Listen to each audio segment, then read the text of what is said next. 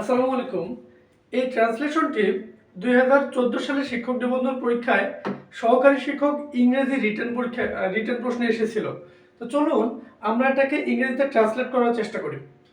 এখানে আছে বাংলাদেশে প্রায় 20 কোটি লোক বাস করে। বাংলাদেশে প্রায় 20 কোটি লোক বাস করে। এইটার মূল কথাটা কি আসলে? এটা কোন টেন্সে পড়তেছে? আমরা যে সিস্টেমটা ফলো করছিলাম এতদিন থেকে কোন টেন্সে পড়তেছে? বাংলাদেশে প্রায় 20 কোটি লোক বাস করে। এই যে বাস করে, এটি দেখে বোঝা যাচ্ছে যে এটি প্রেজেন্ট ইনডেফিনিট টেন্সে রয়েছে। তাহলে এখানে সাবজেক্ট কোথায়? সাবজেক্ট হলো 20 কোটি লোক। এই ভার্ব কোনটা? বাস করে। কোথায়? বাংলাদেশে। তো চলুন এটা কি হবে যে প্রায় ইংরেজি কি অ্যাবাউট 20 crore 20 কোটি people people people about 20 crore people বাস করে। এইটাই কিন্তু সাবজেক্ট। প্রায় 20 কোটি লোক এটা সাবজেক্ট। বাস করে কি? Live in Bangladesh. আমি সংক্ষেপে বিডি লিখতেছি।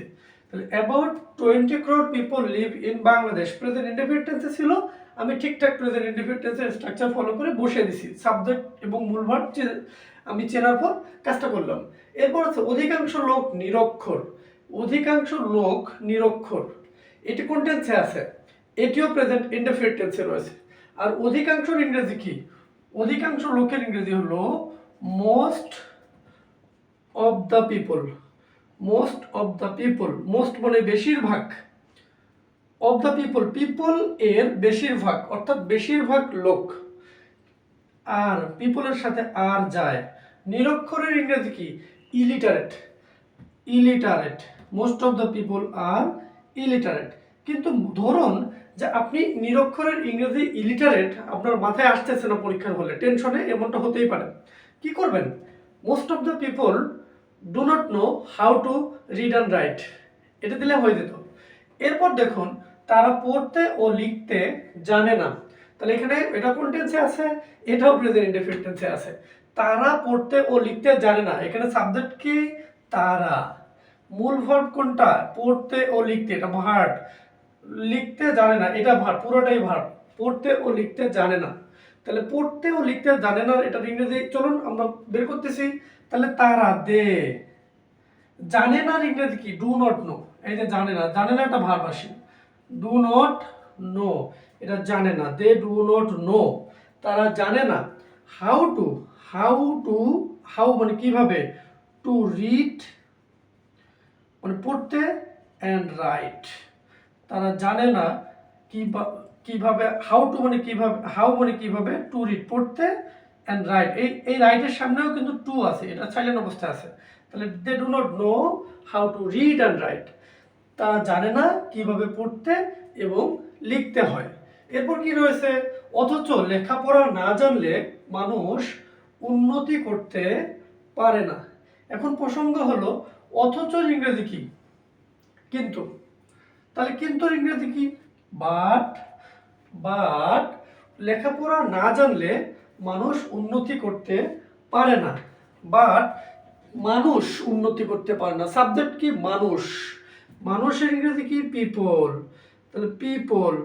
অথবা এটাকে যদি আপনি সিঙ্গুলার নাম্বার মানে সিঙ্গুলার নাম্বার ধরেন তাহলে এখানে ম্যান দিতে পারেন, ম্যান।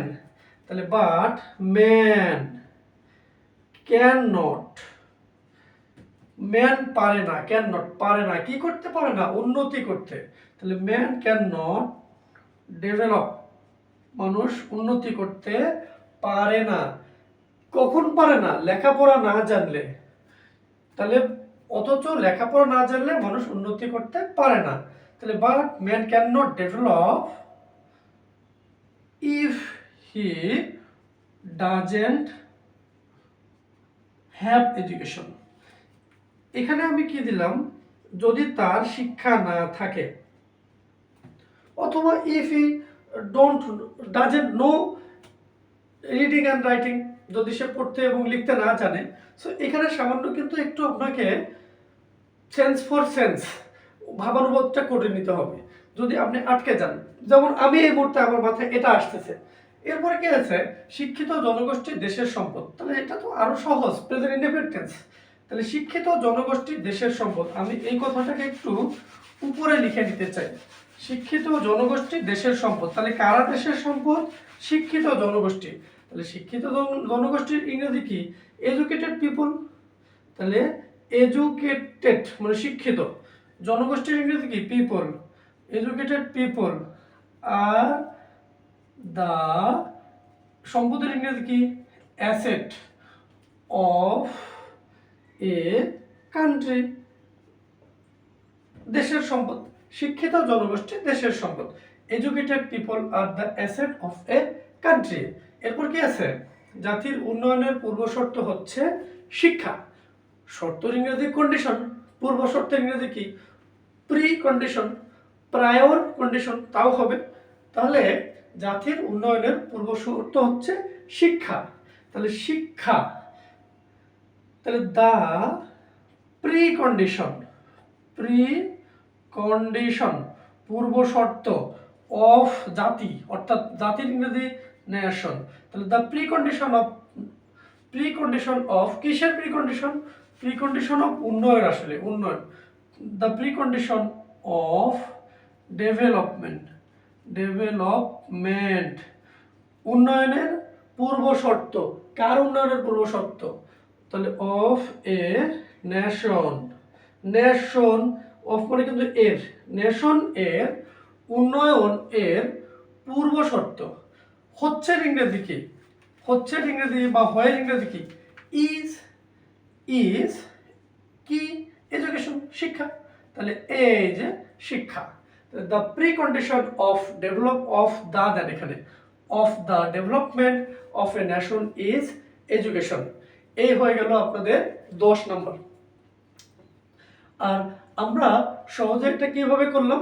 শুধুমাত্র টেন্সের উপর ভিত্তি করে, এখানে কোন বাংলা বাক্যটা কোন টেন্সে পড়তেছে ওই টেন্সের উপর ভিত্তি করে কিন্তু আমরা পুরো সম্পূর্ণ ট্রান্সলেশনটা করে ফেললাম। সো আশা করি ক্লাসটা আপনাদের ভালো লেগেছে। আপনারা সবাই সফল হন এই কামনা করি। আল্লাহ হাফেজ।